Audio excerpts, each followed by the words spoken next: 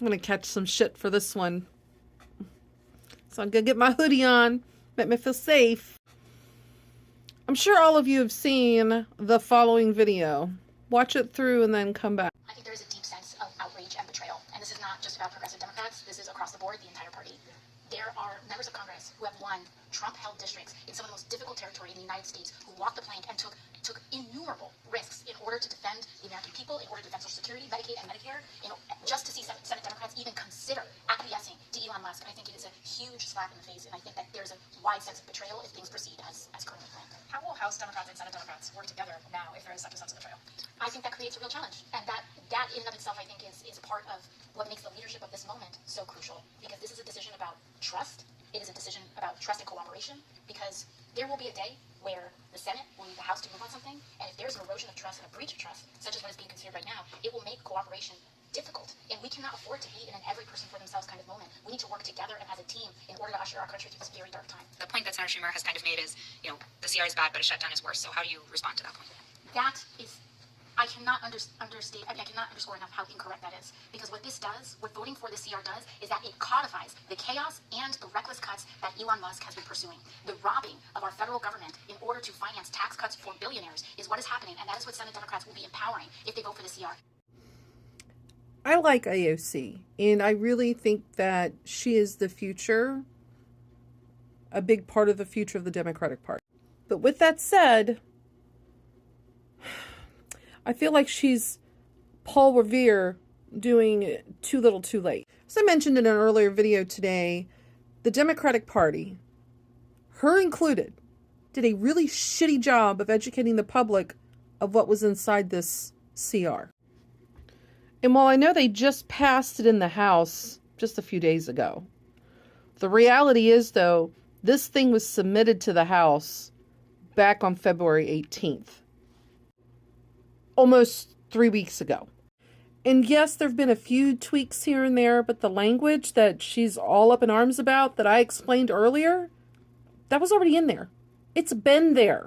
And nobody has said a damn word about it, hardly at all, until after it hit the Senate and Democrats realized their asses were in a corner on this one. The other thing I'm noticing too is I'm kind of sick and tired of them focusing on these talking points, right? Elon's robbing the government. They're going to cut Medicaid and dismantle whatever, okay? I'm not saying that these things aren't important and that the Republican parties aren't going to do things that we don't want them to these programs. Don't get me wrong. But we're kind of in a moment where we need to be looking at the bigger picture, the bigger forest, instead of just vilifying one person. And while she starts to touch on that in another interview that she did, I think it was on MSNBC or CNN, she went back into rabid mode talking about Elon Musk. And here's my thing. I know she's talking about how there's a lot of Republicans that don't like what he's doing, but it's not enough of them that don't like what he's doing. She's taking the wrong approach here to connect with the other side of the aisle. Bitching about Elon Musk. It's just going to hit a brick wall here. It's not going to work. 3 weeks ago, when this bill was first introduced, is when they should have started educating the public about the implications of those new laws that they were putting in that takes away all this oversight. I mean, we're literally looking at laws that are going to make budgeting performative.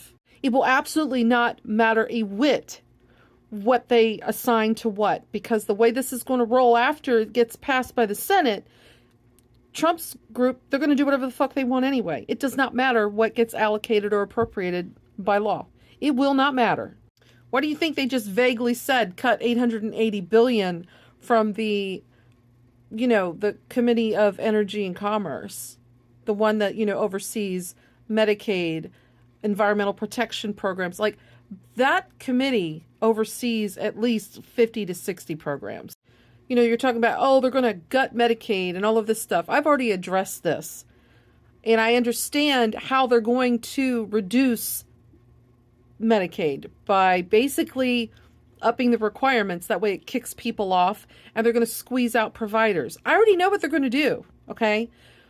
We all know at this point But again, the way you're presenting the arguments, it's just tired talking points. People are kind of tired of the fear-mongering, right? You have to give people an actionable issue that's not your standard talking point that's going to concern them. Telling a Trump voter that because of this CR, eventually when there's a Democratic president in, they're going to be able to do whatever they want with the money, that's going to piss them off and raise their ears and make them wonder what the fuck. Not vilifying Elon Musk. It's just not going to work. And her whole talk about we need to be working as a team, as a party, yada, yada. Where were you 3 weeks ago? Educating the public about the big picture of what this bill will do. I went through AOC's TikToks and her other social media platforms.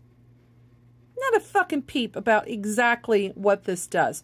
All she does is just keep repeating the same tired talking points about Elon Musk robbing the government. Elon Musk doing this. Elon Musk. Elon Musk. Clearly that's not working. What you should have done was educate the public about exactly what the implications are for the laws being shoved through in this bill. That way you were developing more support for Schumer to shut things down. Schumer did not have support enough to shut things down. And on top of that, as I mentioned in another video previously, honestly, I don't think you really appreciate the level of chaos Trump can cause if the government is shut down.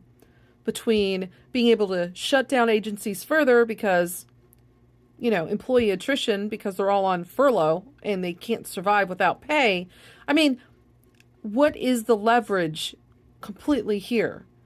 And will the administration care? Because if there's a shutdown, it'll help them achieve their goals by having watchdog groups that are, within the government shut down. The ethics committees are going to be shut down. Like, all of the checks and balances that we have now will be shut down, and he can cause more chaos. All right? I feel like there's just this knee-jerk reactionism going on, and that's not helping the problem. So, yeah. But, I'm sorry. AOC is just doing too much, too late, too little, too late, whatever you want to call it. And if you expect me to believe that she had no idea that there was resistance to shutting down the government in the Democratic Party, at least in the Senate, that shows you how she's not really communicating like she's trying to say she is. They already knew before that House bill got passed. The Senate knew. They were already thinking ahead. What are we going to do if that shit still gets passed anyway? They've already been talking about it. How are you surprised? Walk your talk, girl.